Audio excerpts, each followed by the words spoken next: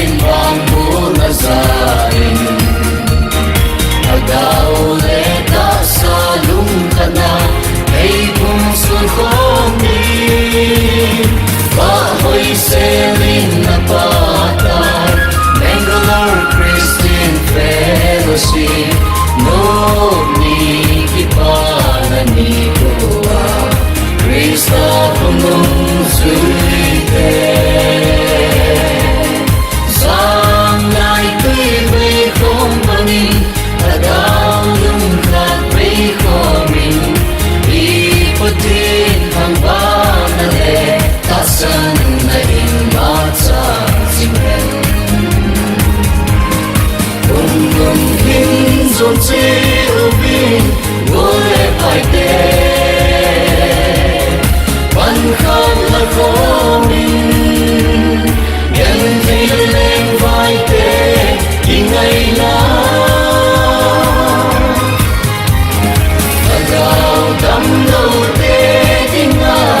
đắm mà luôn điên đi lo và thế nam sung nam ca làm con tình dễ ngồi tê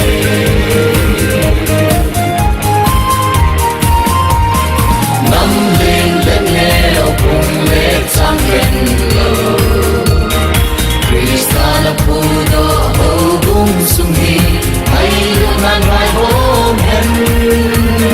Krista thu na thu pi đi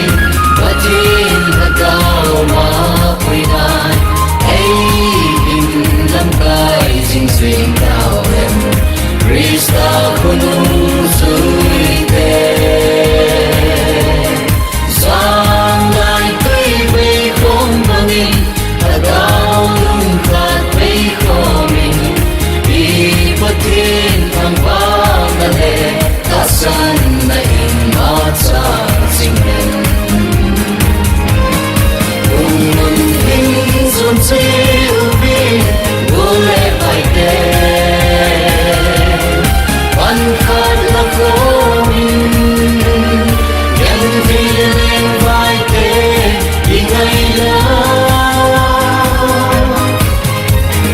là gạo đắm đầu tê đi nga đắm mà luôn điên đi la và thế nam sung na luôn ca yên làm con tình dễ ngồi tê